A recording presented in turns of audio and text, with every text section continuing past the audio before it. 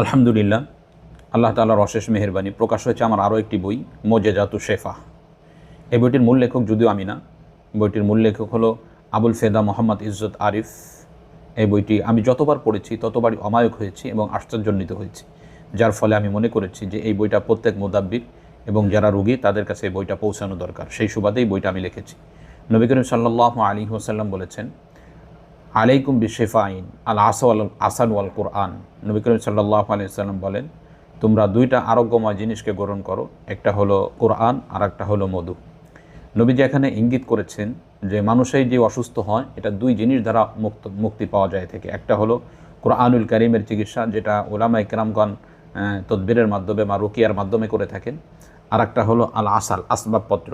আল্লাহ তাআলা দুনিয়ার মধ্যে যে জিনিসগুলো সৃষ্টি করেছেন আমাদের জন্য, এইগুলো দিয়ে চিকিৎসা করলে মানুষের সুস্থতা অতি দ্রুত হয়। তো আমরা অসংখ্য মুদাব্বির, অসংখ্য রাকি এমন রয়েছি যারা অনেক রোগী এমন পায় যাদেরকে কোরআনুল কারীম আয়াত দ্বারা চিকিৎসা করার পাশাপাশি নিজেদের মন চায় যে যদি আমাদের কাছে এমন কোনো ব্যবস্থা থাকতো যেটা এর সাথে ঔষধ হিসেবে দেওয়া যায় তাহলে মনে হয় আরও ফায়দাজনক হতো।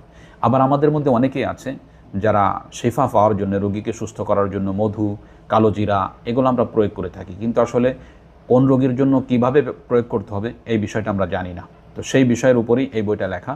এই বইটার মধ্যে মূল আলোচনা হলো কালোজিরা, মধু, পেঁয়াজ এবং রসুন, এই চারটি জিনিস কোন রোগের জন্য কিভাবে ব্যবহার করতে হয় সহজ ভাষায় স্পষ্ট করে রোগের বিস্তারিত আলোচনা সহকারে এই বইয়ের মধ্যে লিপিবদ্ধ করা হয়েছে।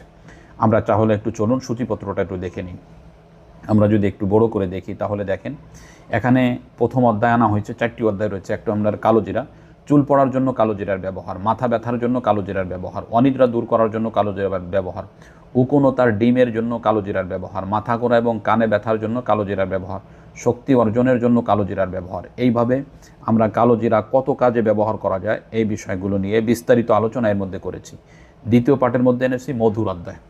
মধুর ভেজাল আছে কিনা সেটা চেনার উপায়, অ্যালার্জির জন্য মধুর ব্যবহার, মহিলাদের সৌন্দর্য এবং মুখের লাবণ্যতার জন্য মধুর ব্যবহার, আঘাতের জন্য মধুর ব্যবহার, পোড়া সমস্যার জন্য মধুর ব্যবহার, অনিদ্রা দূর করার জন্য মধুর ব্যবহার, মৃগী রোগ বা জিনের সমস্যার জন্য মধুর ব্যবহার, চোখের সকল রোগের জন্য মধুর ব্যবহার। এইভাবে মধু কতটি কাজে কিভাবে ব্যবহার করতে পারেন, মানুষ স্বাভাবিক অবস্থায় যে সমস্যাগুলো ভোগে সেই সব বিস্তারিত তথ্য নিয়ে মধুর আলোচনা করা হয়েছে। তৃতীয় অধ্যায়ের মধ্যে এই যে দেখতে পাচ্ছেন, তৃতীয় অধ্যায়ের মধ্যে আমরা রসুন নিয়ে আলোচনা করেছি।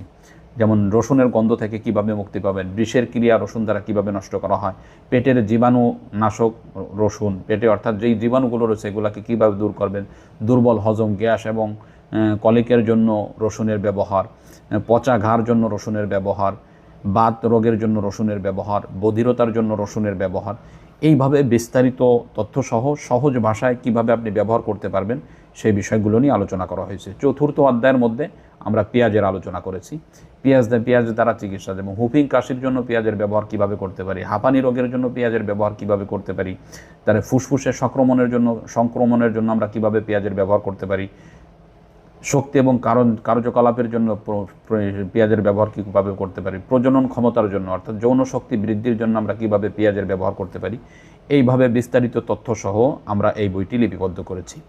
এই বইটি সকলের জন্যই ফায়দাজনক হবে, আমি আল্লাহ তাআলার কাছে আশাবাদী। যেমন একজন মুদাব্বির এবং রাকি, তদ্রূপভাবে একজন রোগী, প্রত্যেকের জন্য এই বিষয়টা থাকা দরকার। সর্বশেষ যদি আমি আপনাদেরকে বলি, আমার স্বাভাবিক অবস্থায় পেটে একটু সমস্যা ছিল, হালকা হালকা গ্যাস, বাকি গ্যাসের জন্য গ্যাসের ওষুধ খাওয়া এগুলো আমার কাছে তেমন একটা মুনাসেব মনে হতো না, এবং পাশাপাশি কোষ্ঠকাঠিন্য হালকা ছিল।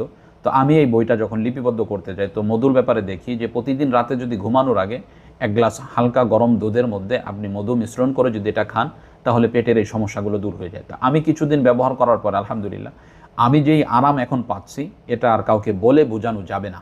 অতএব এইরূপ যে কোনো সমস্যা আপনি পড়তেছেন এর বিস্তারিত তথ্যসহ এই বইটি আমরা লিপিবদ্ধ করেছি।